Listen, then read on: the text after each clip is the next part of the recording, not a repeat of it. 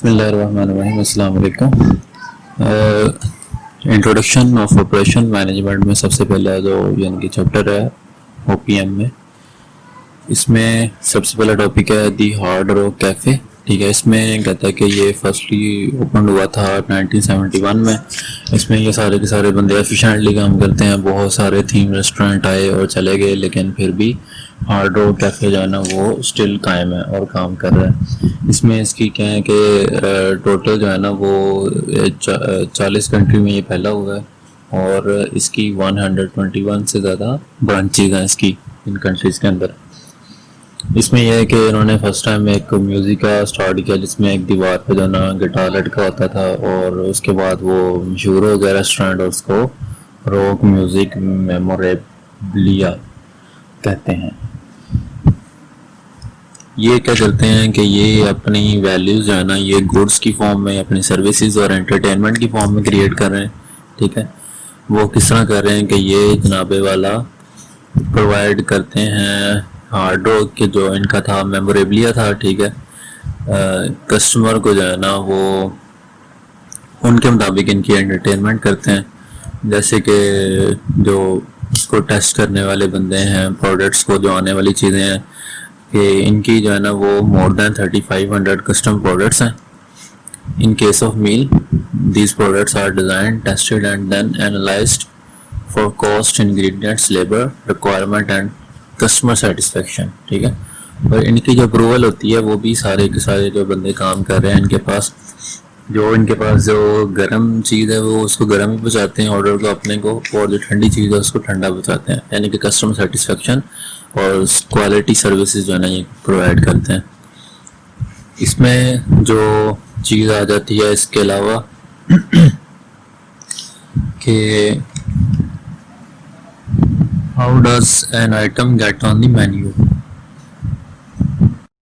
यानी कि जो चीज़ ये बेचने के लिए तैयार करते हैं वो किन मराहल से होकर गुजरती है। उसमें यह है कि ये इनका प्रोसेस ठीक ठाक यानी कि लंबा होता है। जो पहले क्वालिटी सप्लायर से ये चीज़ें खरीदते हैं, ठीक है, इंग्रेडिएंट्स और बाकी सारी चीज़ें, और फिर उसको प्रोडक्शन प्रोसेस से गुजारते हैं, जैसे कि रिसीविंग है, उसका कोल्ड स्टोरेज है, ग्रिलिंग है, बेकिंग है, फ्राइंग है। ठीक है, उसको और उसके दर्जनों और काफ़ी सारे स्टेप्स हैं। इसके बाद इसको करने के बाद इसको डिज़ाइन और मेंटेन किया जाता है। फिर ऑपरेशन जो मैनेजर्स हैं वो उसको बेस्ट यूजिंग करते हैं पीपल जो उन्होंने ट्रेन किए होते हैं। ठीक है, इसमें फिर रोल आ जाता है यहाँ पे ऑपरेशंस मैनेजर्स का, जो कि उसको फिर जो उन्होंने बंदे ट्रेन किए होते हैं और जो इफेक्टिव एम्प्लॉय होते हैं उसको फिर उसके मुताबिक उनके मुताबिक जो है ना उनसे काम लिया जाता है। ऑपरेशन मैनेजर से फिर बाकी सर्विसेज भी ली जाती हैं। ठीक है, जैसे कि ऑपरेशन मैनेजमेंट है जो कि डिमांडिंग, चैलेंजिंग एंड एक्साइटिंग। ठीक है, और इसके बाद क्या किया जाता है, operation manager determine how well we live. इस तरह करके ऑपरेशन मैनेजर्स का भी रोल होता है इसके अंदर। उसके बाद हमारे पास टॉपिक है व्हाट इज ऑपरेशन मैनेजमेंट। वो कहता है कि ये जो ऑपरेशन मैनेजमेंट है ये ऐसे जैसे कि है डिसिप्लिन, जैसे कि हार्ड रॉक कैफ़े था, और जैसे कि फूड फैक्ट्रीज़ हैं या जो और फैक्ट्रीज़ हैं, कह लो कि जो ये इंडस्ट्रियल सेक्टर है उसमें ये चीज़ें, ये ऑपरेशन मैनेजमेंट यूज़ होती है।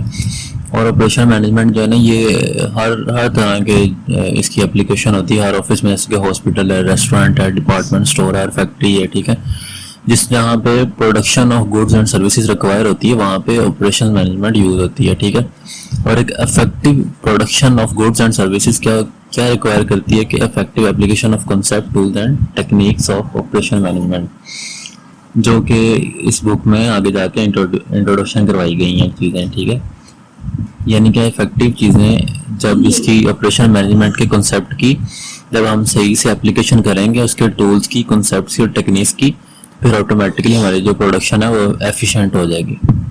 और इस चैप्टर के अंदर सबसे पहले तो हमने ये देखना है कि ऑपरेशन मैनेजमेंट होती क्या है। ठीक है, उसके कॉन्सेप्ट किस किस जगह पे अप्लाई हो रहे हैं, और उसके बाद डिस्कशन होनी है इसमें कि प्रोडक्शन एंड प्रोडक्टिविटी क्या है। ठीक है, इसमें प्रोडक्शन ऑफ गुड्स में और सर्विसेज में, ठीक है, दोनों में एक फर्म के अंदर किस तरह जो है ना ऑपरेशन मैनेजमेंट की एप्लीकेशन होती है। इसमें आगे आ जाता है कि जो प्रोडक्शन और जो है ऑपरेशन मैनेजमेंट, उसमें क्या डिफरेंस है। प्रोडक्शन कहते हैं कि creation of goods and services है, और ऑपरेशन मैनेजमेंट में कहते हैं सेट ऑफ एक्टिविटीज है that creates value in the form of goods and services by transforming inputs into outputs. ठीक है, कि ये एक्टिविटीज़ जो करनी होती हैं जिनमें के गुड्स एंड सर्विसेज को बनाया जाता है, या जो इसमें आ जाती हैं ट्रांसफॉर्मिंग की जाती है, क्रिएट्स की जाती हैं चीज़ें। जैसे कि समझ लो किसी भी फैक्ट्री के अंदर कोई टीवी बनाने वाली है या कोई और चीज़ें बना रही है, तो उसमें क्या होता है कि उसमें फिजिकल मूवमेंट आ जाती है, उन चीज़ों की मैन्युफैक्चरिंग हो रही होती है। इसके अंदर भी ऑपरेशन मैनेजमेंट यूज़ हो रही होती है, और कुछ एक्टिविटीज़ ऐसी होती हैं जिसमें कि हिडन होती हैं, तो उसमें जो प्रोसेस होता है वो लेस ऑब्वियस हो जाता है एज़ कम्पेयर टू जो कि फिजिकल चीज़ें होती हैं। तो इसमें क्या, जैसे कि फर्ज करो किसी बंदे की हायरिंग करनी है, ठीक है, स्टूडेंट की एजुकेशन है, उसके बाद ट्रांसप्लांट ऑफ ए लीवर है, ठीक है, इस तरह की चीज़ें हैं, या जो money transfer from saving account to a checking account, तो इस तरह की चीज़ें हैं। लेकिन इसका जो एंड रिजल्ट है वो क्या निकलता है, production of activities and services. ठीक है, तो इसलिए इन चीज़ों के अंदर भी ऑपरेशन मैनेजमेंट यूज़ हो रही होती है। उसके बाद इसमें टॉपिक आ जाता है organising to produce goods and services. ठीक है, इसमें कहता है कि to create goods and services all organisation perform 3 functions. ठीक है, ये 3 फंक्शन इसके लिए कह लो कि necessary ingredients and not only for production but also for organisation survival. ठीक है, इसमें कौन कौन सी 3 चीज़ें आती हैं कि एक मार्केटिंग आ जाती है कि जो कि डिमांड क्रिएट करती है, एटलीस्ट ऑर्डर लेके आती है ताकि ऑर्गेनाइजेशन जो है ना वो सर्वाइव कर सके, जो कि वो प्रोडक्ट्स एंड सर्विसेज प्रोवाइड कर रही हैं। ठीक है, इसमें एक कोट उसने बताई हुई है कि nothing happens until there is a sale. उसके बाद प्रोडक्शन या ऑपरेशन आ जाते हैं जिसमें कि विच क्रिएट्स दी प्रोडक्ट, जिसके अंदर सारे के सारे प्रोडक्ट को क्रिएशन करने से, मतलब रॉ मटेरियल से लेके जो चीज़ें उसको फिनिश गुड्स तक लेके आने तक जो चीज़ें हैं वो सारी की सारी प्रोडक्शन और ऑपरेशन में आ जाती हैं। फिर फाइनेंस एंड अकाउंटिंग है जिसके थ्रू जो है ना उसकी पेमेंट्स वगैरह की जाती हैं, ऑर्गेनाइजेशन के काम चलाए जाते हैं, उसकी पेमेंट की जाती हैं, लोगों को पैसे दिए जाते हैं, लोगों से पैसे रिसीव किए जाते हैं, सारे कुछ इसके अंदर आ जाता है। उसके बाद इसने ना यहाँ पे 3 टेबल दिए हुए हैं जिसमें कि बताया गया कि किस तरह जो एक फंक्शंस हैं या किस तरह उनके चलते हैं। इन तीनों जो हैं टॉपिक हैं, या मार्केटिंग, प्रोडक्शन और फाइनेंस है, ये किसी भी एक बैंक का, एक एयरलाइन का और मैन्युफैक्चरिंग फर्म का वो किस तरह ऑर्गेनाइज करते हैं ये 3 फंक्शंस को। ठीक है, इसमें देखो इस बार सबसे पहले है कमर्शियल बैंक। ठीक है, कमर्शियल बैंक किस तरह करता है अपने ऑपरेशन को रन, कि उसकी टेली शेड्यूलिंग है, चेकिंग क्लियरिंग है, कलेक्शन है, ट्रांसफ़र, ट्रांजैक्ट ऑन प्रोसेसिंग है। ठीक है, इसके मेंटेनेंस है, सिक्योरिटी है, यानी कि जितने इसके ऑपरेशन आते हैं ना इसके लिए स्पेशली एक ऑपरेशन मैनेजर भी रखा जाता है ब्रांच के अंदर। तो ये सारे के सारे काम वो कर रहा होता है एक बैंक के अंदर। और दूसरा फंक्शन मेजर था फाइनेंस। फाइनेंस में इन्वेस्टमेंट आ जाता है, सिक्योरिटीज आ जाती हैं, रियल एस्टेट आ जाती हैं, अकाउंटिंग और ऑडिटिंग। ठीक है, इसकी 3 चीज़ें आ जाती हैं फाइनेंस के अंदर। और मार्केटिंग है, मार्केटिंग के अंदर क्या करता है कि लोन्स लेता है through commercial, industrial, financial, personal mortgage और ट्रस्ट डिपार्टमेंट से। क्योंकि जो बैंक है उसका तो सीन ही सारा इसलिए इस तरह चल रहा होता है कि वो लोन देता है और लोन लेता है लोगों से। ठीक है, तो इसलिए इसकी मार्केटिंग में सारा लोन के रिलेटेड चीज़ें आ गई हैं। फिर जैसे कि इसमें एक एयरलाइन फर्म है तो उसके ऑपरेशन क्या होंगे कि ग्राउंड सपोर्ट इक्विपमेंट है, मेंटेनेंस है, ग्राउंड ऑपरेशंस है, फैसिलिटीज़ मेंटेनेंस है, फिर इसके बाद कैटरिंग है, फ्लाइट ऑपरेशंस है, क्रू शेड्यूलिंग है, फ्लाइंग है, कम्युनिकेशन है, डिस्पैचिंग है, मैनेजमेंट साइंसेज है। ठीक है, तो ये सारे के सारे इसके ऑपरेशंस के अंदर आ जाती हैं चीज़ें। और एक फाइनेंस या अकाउंटिंग है उस डिपार्टमेंट का। और जैसे कि एयरलाइन की जो फाइनेंसिंग है उसमें क्या क्या आ सकते हैं कि उसके अकाउंट्स पेबल, रिसीवेबल हैं, जनरल लेजर हैं, और उसके जो फाइनेंस है उसमें आ सकता है उसका कैश कंट्रोल आ सकता है, इंटरनेशनल एक्सचेंज वगैरह सारी चीज़ें आ जाती हैं। और जो मार्केटिंग है उसमें क्या है कि उसकी जो ट्रैफिक एडमिनिस्ट्रेशन है, ठीक है, रिजर्वेशन शेड्यूलिंग है, यानी कि उसके जो उसने देने होते हैं, टिकट्स वगैरह देनी है, या जो बाकी करना है उसका टैरिफ्स हैं, ठीक है, प्राइसिंग वगैरह करनी है, टैक्स लगने हैं जो कि सामान के ऊपर लगना है, ये बाकी चीज़ें हैं, सेल्स है, एडवर्टाइजिंग है, ये सारा कुछ इसकी मार्केटिंग में आ जाता है। और जो एक मैन्युफैक्चरिंग फर्म है उसके जो मेजर 3 फंक्शन है, यानी कि ऑपरेशंस, फाइनेंस और अकाउंटिंग, या जो इसकी है इसके अलावा तीसरा फंक्शन है मार्केटिंग। उसके अंदर क्या क्या चीज़ें आ जाती हैं कि ऑपरेशंस के अंदर उसकी फैसिलिटीज आ जाती हैं, जैसे कि कंस्ट्रक्शन है, मेंटेनेंस है, और प्रोडक्शन एंड इन्वेंटरी कंट्रोल के अंदर उसकी शेड्यूलिंग है, ठीक है, मटेरियल्स कंट्रोल, इस तरह की चीज़ें आ जाती हैं। क्वालिटी एश्योरेंस एंड कंट्रोल आ जाता है, सप्लाई चेन मैनेजमेंट आ जाती है, मैन्युफैक्चरिंग आ जाती है इसके अंदर, जैसे कि उसके अंदर टूलिंग है, फैब्रिकेशन है, असेंबलिंग है, ठीक है, यानी कि प्रोडक्ट्स को उसमें मैन्युफैक्चर किया जाता है, उसकी पूरी की पूरी जो एक चेन होती है वो सारी सारे इसके अंदर चीज़ें आ जाती हैं। डिज़ाइन के अंदर क्या आता है कि प्रोडक्ट डेवलपमेंट एंड डिज़ाइन आ जाता है, और डिटेल्ड प्रोडक्ट स्पेसिफिकेशन आ जाती हैं, यानी कि वो प्रोडक्ट क्या क्या कर सकता है, वो किस तरह फंक्शन करेगा, सारी की सारी चीज़ें इसके डिज़ाइन के अंदर आ जाती हैं, जैसे कि कार उसकी शेप वगैरह, या उसके जो इंजन रिक्वायरमेंट है, या जो बाकी उसकी स्पेसिफिकेशन है, सारी की सारी इसके अंदर आ जाएंगी।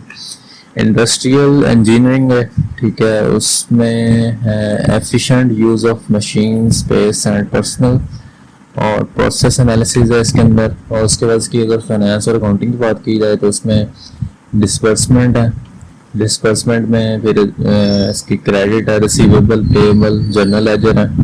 फंड्स मैनेजमेंट के अंदर इसकी मनी मार्केट है और इंटरनेशनल एक्सचेंज है, ठीक है, ये हमने बड़ी डिटेल से टॉपिक पढ़े हुए हैं इंटरनेशनल बिजनेस एंड फाइनेंस के अंदर, ठीक है। और इसमें कैपिटल रिक्वायरमेंट है, स्टॉक इशू है, बॉन्ड इशू है, और रिकॉल है। ये जो फाइनेंस के बंदे हैं वो बड़ी अच्छी तरह से समझते हैं, और बाकी उनको भी इसकी जो बेसिक है उसकी नो होगी इसको। और इसमें मार्केटिंग है इसके बाद, जो थर्ड मेजर फंक्शन होता है किसी भी फर्म का या ऑर्गेनाइजेशन का, उसमें सेल्स है, प्रमोशन है, उसकी एडवर्टीजमेंट है, और यानी कि एडवर्टाइजिंग सेल्स है, मार्केट रिसर्च है, ये चीज़ें इसके अंदर आ जाती हैं। उसके बाद ये कि हम इसको स्टडी क्यों करते हैं, ऑपरेशन मैनेजमेंट को स्टडी क्यों करते हैं। पहली बात तो ये है कि ये हमारे जो मेजर 3 फंक्शन है, जैसे कि मार्केटिंग है, फाइनेंस और ऑपरेटिंग ऑपरेशन या है ऑर्गेनाइजेशन के, उसमें ये फॉल करता है, यानी कि ये उस मेजर फंक्शन में से एक फंक्शन है, ठीक है, ऑपरेशन मैनेजमेंट। और ये जो है वो इंटेग्रली जो है ना वो रिलेटेड होता है बाकी 2 फंक्शन है, जैसे कि जो फाइनेंस है और जो है इसकी मार्केटिंग है, उससे रिलेटेड होते हैं ये डायरेक्टली, ठीक है। तो इससे क्या है कि इसमें क्या किया जाता है कि वो study how people organise themself for productive enterprise, ठीक है। और जो इसमें सेकंड है कि हम क्यों स्टडी करते हैं, रीज़न इसमें यह कि हम जानना चाहते हैं कि how goods and services are produced, इसके प्रोडक्शन फंक्शन जो है ना वो किस तरह, उसमें सेगमेंटेशन है, वो किस तरह क्रिएट होती है प्रोडक्ट और या एक सर्विस है, वो किस तरह उसकी सारी चीज़ें होती हैं। उसके बाद हम क्या करते हैं कि हम इसे क्यों स्टडी कर रहे हैं। और इसमें जो तीसरा पॉइंट है उसमें कहता है कि हम इसलिए ऑर्गेनाइजेशन ऑपरेशन मैनेजमेंट को पढ़ते हैं ताकि हम अंडरस्टैंड कर सके कि ऑपरेशन मैनेजर करते क्या हैं, ठीक है। चाहे हमारी जॉब जैसी भी है, हम जिस मर्जी ऑर्गेनाइजेशन में काम कर रहे हैं, वो चाहे रिलेटेड है ऑपरेशन के क्या नहीं है, लेकिन ये है कि हमें अगर पता होगा कि ऑपरेशन मैनेजर क्या करता है तो हम अपने टास्क जो है वो बेटर परफॉर्म कर सकते हैं। उसके अलावा यहाँ पे कहता है कि अगर हमें पता होगा कि ऑपरेशन मैनेजर किस तरह के टास्क करते हैं और ऑपरेशन मैनेजमेंट में क्या क्या होता है, तो हमें अच्छी कैरियर अपॉर्चुनिटीज मिलने के ज़्यादा चांसेस हैं। और चौथे में कहता है कि ये ऑपरेशन मैनेजमेंट हम इसलिए पढ़ते हैं क्योंकि हमारी ऑर्गेनाइजेशन का जो है वो मेजर रेवेन्यू का पार्ट इस पर स्पेंड हो रहा होता है। ये सबसे एक्सपेंसिव चीज़ होती है किसी भी ऑर्गेनाइजेशन में, ठीक है।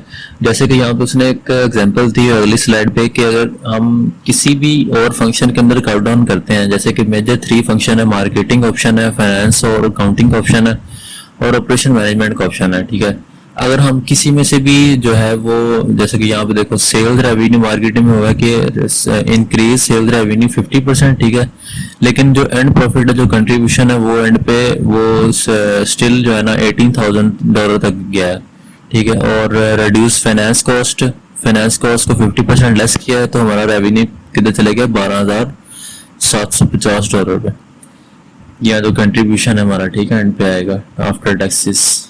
और जो है हमने रिड्यूस किया अपनी प्रोडक्शन कॉस्ट, ठीक है, 20%, तो हमारा प्रॉफिट जो है वो कैसे इंक्रीज कर गया कि 22,500 तक चले गए। तो इससे ये पता चलता है कि सबसे जो महंगा फंक्शन है किसी भी ऑर्गेनाइजेशन में वो उसके ऑपरेशन मैनेजमेंट होता है, अगर वो उसमें हमारी एक्सेलेंस आ जाए या हम उसको एफिशिएंटली काम कर सकें तो ऑटोमेटिकली हमारे जो रेवेन्यू है वो इंक्रीज कर देते हैं और कॉस्ट कम हो जाती है।